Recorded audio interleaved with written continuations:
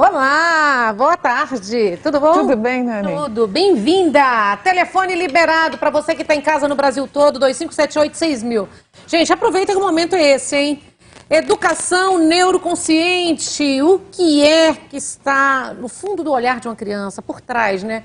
O que essa criança quer passar para a gente? Muitas vezes a gente não consegue entender. Às vezes é um sinal, às vezes é um grito, um pedido de socorro, né? Alguma coisa que ela está tentando passar e nem sempre a gente entende. Então, precisamos entender, conhecer contigo o olhar, né, através, o que acontece no olhar de uma criança que a gente pode entender, Thelma?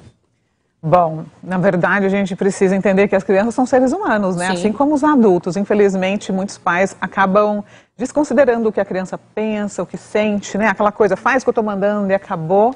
É complicado isso, E não né? considera, né? Que, puxa, por trás dessa criança que está chorando, que está ali dando trabalho, né?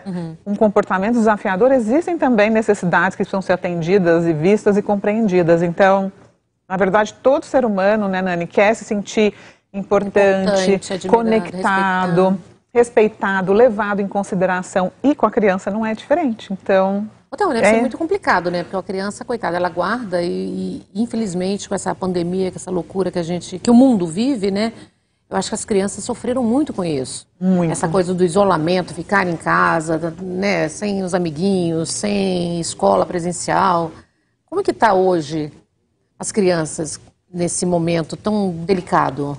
Com certeza teve um impacto, especialmente para aquelas em que os pais estão ali no home office, trabalhando muito, né, juntos, tendo que lidar com tantas funções, não só a de trabalhar, como cuidar da casa, cuidar do filho, acompanhar a lição de casa, é algo realmente muito estressante, desafiador, mas é ainda pior quando esses pais não param para se questionar. Puxa vida, será que eu estou realmente educando meu filho da forma que ele merece, né? Ou será que eu estou aqui só mandando, controlando, querendo que meu filho faça tudo do meu jeito e esquecendo de olhar para essa criança, para dar atenção e o amor que ela precisa. Então, nesse pós-pandemia, muitas crianças realmente desenvolveram ansiedade, medos. Pós né? ainda com, né? É verdade, Pandemia, a gente né? ainda continua, e apesar das escolas estarem voltando, essa questão continua, mas o fato de ter ficado presas em um ambiente onde muitas vezes esses pais não tinham compreensão nenhuma sobre o comportamento dessa criança. Ninguém estava suportando ninguém. Pois Muitos casamentos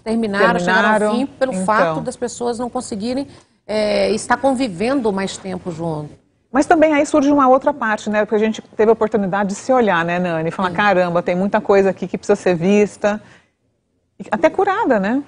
Na correria do dia a dia você não para se olhar tanto como a pandemia, né? A pandemia deu essa oportunidade de você se questionar, falar, caramba, será que eu gosto mesmo desse trabalho? Será que eu gosto mesmo da forma que eu estou me relacionando com meu esposo, com os meus amigos, comigo mesmo? Eu acho que teve isso também, né? Ô, Thelma, e as crianças, então? E como que a gente pode, como mãe ou como parte da família, tendo crianças em casa, como que a gente começa a observar?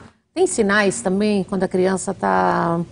As crianças se fecham muito ou elas ficam mais agressivas. Então, o olhar dessa criança, o entendimento, como que a gente começa a observar que alguma coisa não está muito legal, não está certo?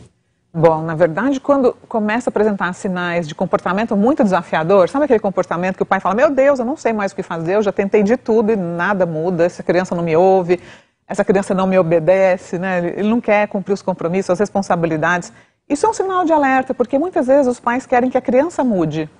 Ela está esperando que a criança faça algo e um dia ela acorde diferente. Só que nenhuma mudança vai acontecer, Nani, se os pais não entenderem que precisa começar neles essa mudança, né? Então, aquela criança que nunca é olhada, que nunca é vista, que os pais nunca têm tempo para ela, daqui a pouco eu brinco com você, daqui a pouco eu fico com você, toma o celular, fica quieto. Dia após dia... Essa coisa de celular o tempo todo, Então, né? a criança... O celular mantém a criança quieta, entretida, mas não está preenchendo as necessidades emocionais dela. Então, a tendência é que ela fique cada vez mais solitária. E tirou o celular, começa, né? O choro, o desafio. E o pai não entende, nem a mãe, por que aquilo está acontecendo. E você como trabalha com isso, e o limite, hein? Tem que ter um tempo, tem que ter um limite também do uso do celular. Com certeza. Eu acho que está, desculpa, assim, eu sou mineira, eu acho que está estragando muito, porque eu vejo que a gente não consegue mais conversar, né? Ninguém consegue mais, as mesas, as famílias não estão conseguindo estar na mesa prestando atenção no outro, todo mundo fica com o celular. Eu acho que tem alguém na linha, é isso? Alô? Alô? Alô? Alô? Com quem falo? Oi, com quem falo? Isso de Brasília. Qual é o seu nome?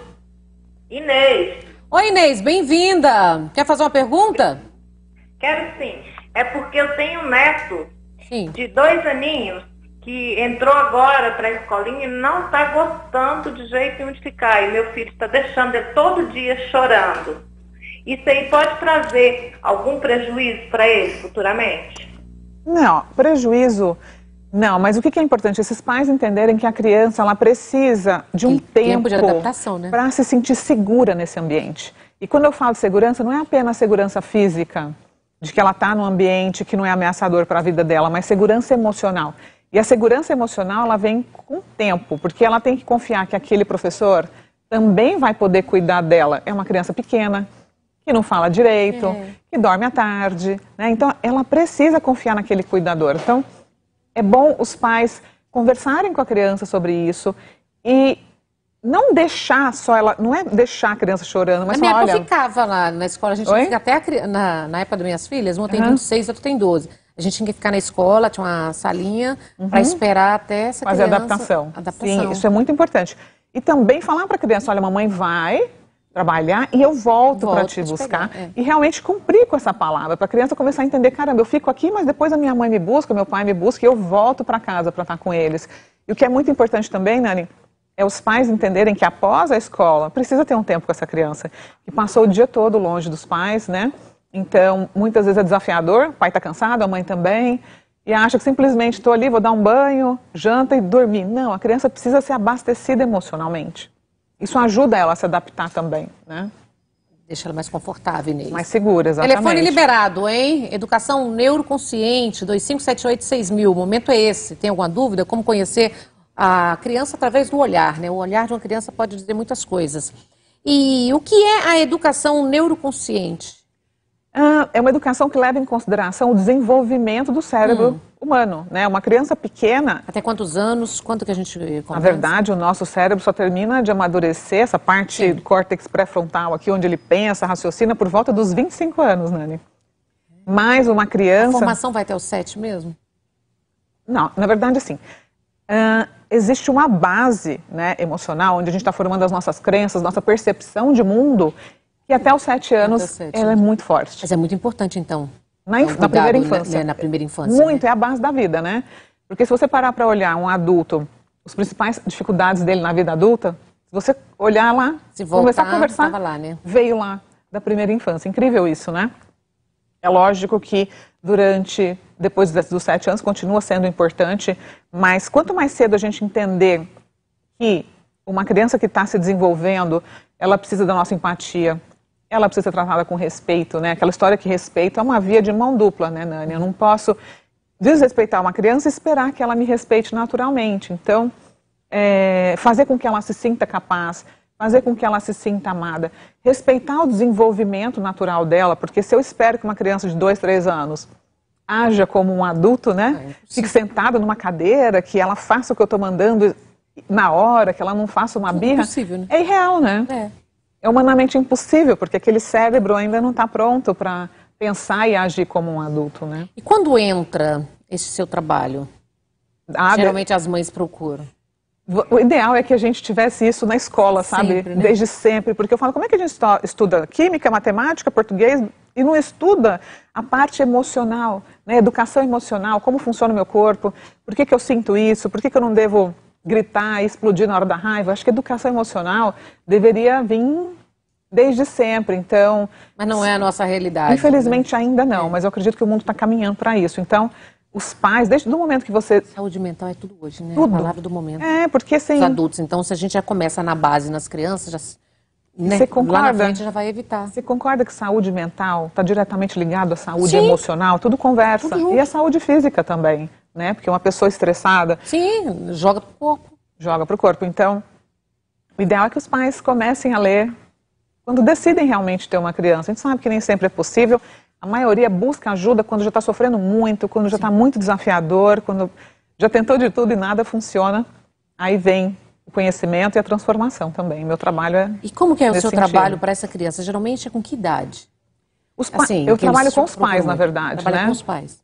Eu ajudo os pais a se reeducarem para poder educar os filhos de uma forma consciente, de uma forma respeitosa, colocar limites sem precisar agredir, ferir, bater, castigar, né? Conexão emocional, então... E os adolescentes, hein? Tem que reclamar. Vai, nossa senhora, gente, é difícil, né? A gente tem que falar, né? Quem tem filho aqui é adolescente, principalmente depois dessa pandemia. Depois não, né? Estamos na pandemia. Você sabe, Nani, essa história, eu tenho uma de 12 anos. Eu imagino, Menina, mas tá difícil, viu? Eu tenho uma de 26. Aí eu falo, viu? Você pode, eu acho, ter 10 filhos, mas nenhum vai ser igual ao outro. Nunca é. Nunca é. E assim, por que eu foco na infância? Por que meu trabalho olha sempre para a infância? Preparar os adultos já, meu amor. É isso. Como a base está aqui, sim, a adolescência é uma consequência desse período da vida, entende? Menina, então, mas é difícil, hein? Tem que desafiador, sim. É muito desafiador. Porque na adolescência, imagina que você está dirigindo um carro, Nani. E... toda vez que o telefone tocar, alguém querendo falar com você. Tá. É pra você, viu? Alô, depois você volta. Alô? Boa tarde. Boa tarde. Boa tarde. Com quem falo? Thelma. Bem-vinda. Tá falando de onde? São Paulo. Pode fazer a sua pergunta, amada. Prazer em falar com você. Adoro os seus programas e suas pautas, viu? Deus te abençoe. Amém. Obrigada, viu? Olha, eu gostaria que essa entrevistada de hoje fosse clara e taxativa com os pais. É assim, eu sou professora e os pais, eles largam as crianças horas e horas no celular. Quando a gente fala alguma coisa, eles falam assim, olha meu filho, que gracinha, ele sabe mexer em tudo. Só que na hora que ele sai do celular, ele não consegue se conectar com o mundo aqui fora, conversar com as pessoas. Quando você, por exemplo, ele não consegue, juntar, sabe, fazer a conexão das peças na cabeça, ele parece um ser apático, além do mais que estraga o dedo, dá problema de ler, e dá medríase. É difícil você conversar com os pais sobre isso. Será que é difícil deles entenderem isso? É um limite, então... É um desafio enorme. E o que acontece hoje em dia? Os pais ficam no celular e, para não serem incomodados, eles dão um celular para a criança. Mas aí fica todo mundo... Tem uma idade, só uma pergunta assim, que seria ideal para dar um primeiro celular para uma criança? Bom, o próprio Facebook e o Instagram, eles não permitem que você abra uma conta antes dos 12 anos. Então, eles entendem que 12 anos é uma idade que a criança já está preparada para lidar com os desafios do mundo digital, né? Mas tem criança de 4, 5 anos que já tem celular. Então, o que acontece? Sim, tem que ter limite, máximo 2 horas por dia, de preferência dividido em pequenos períodos, só que a gente sabe que... Principalmente nesse último ano, isso extrapolou. Tem crianças que ficam 8, 10 horas no celular. E como ela mencionou, são muitos os prejuízos sociais, cognitivos. Essa criança não consegue prestar atenção. Ela tem dificuldade de foco, de aprendizado, de relacionamento. O celular virou uma chupeta. Sabe quando a criança chora, o pai vai lá e põe uma chupeta para ela ficar quieta? Sim. Então a criança não chupa mais chupeta, não tem uma babá, mas o celular virou uma babá. Então... Quando aquela criança está chorando, por exemplo, em vez desse pai ali entender aquele choro, conversar com essa criança, lidar com ela, educá-la, falar sobre a vida, focar em soluções, ele fala, não, gente, estou cansado, não aguento aqui o celular. Passa dias, meses, anos, e você começou a criar um filho que não tem habilidades emocionais. Ele não consegue se relacionar com o outro. Chega na adolescência, e existem inúmeros casos agora, de crianças isoladas, dentro do quarto, a ponto de não querer fazer um esporte, de não querer ir na sala conversar com a família, de não querer sair para lugar nenhum, nem viajar, porque está ali altamente viciado. Isso é muito sério. Porque educar dá trabalho, Nani. Sim, e educar de forma respeitosa dá ainda mais trabalho.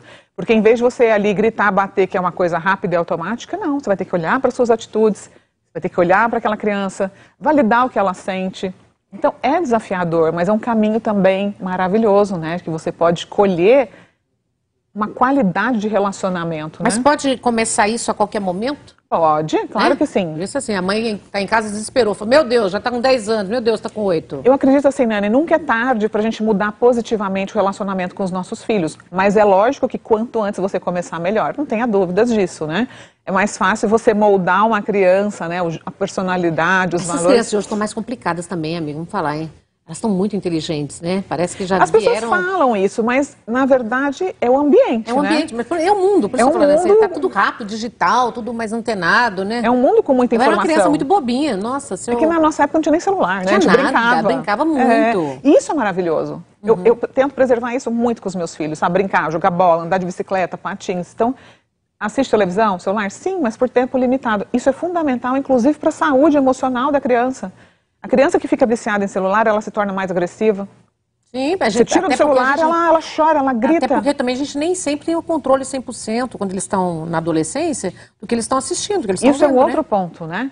Com quem que esse jovem está se relacionando, o que ele está acessando, o que ele está vendo, é muito importante esse acompanhamento dos pais. E que é difícil, né, depois de uma certa idade. É difícil. Maravilhosa, como que eu encontro você nas redes sociais? Eu quero te convidar para voltar mais vezes aqui.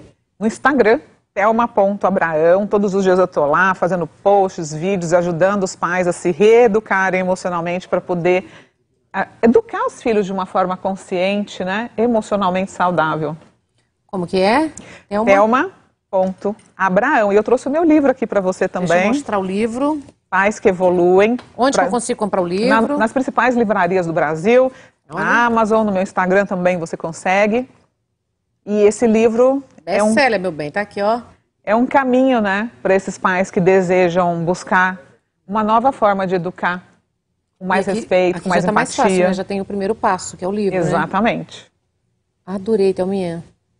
Volta mais vezes? Volto sim, com certeza. Obrigada. Sim, ter educadoras, pessoas que conseguem ajudar as nossas crianças no geral, né? Dando muito dicas. Importante. A infância é a base da vida, né? Sim. Se a gente quer mudar o mundo, vá para casa e ame a sua família, né? A Madre Teresa de Calcutá falou essa frase que é muito importante. Essas crianças são o nosso futuro, né? Se a gente quer um mundo melhor, depende da educação que a gente vai dar para os nossos filhos, né? Com certeza. Obrigada, viu, amada? Obrigada a você, querida. Amei, amei, amei. Gente, ó, Thelma Abraão tá aqui, ó, Pais que Evoluem. Vou te seguir já.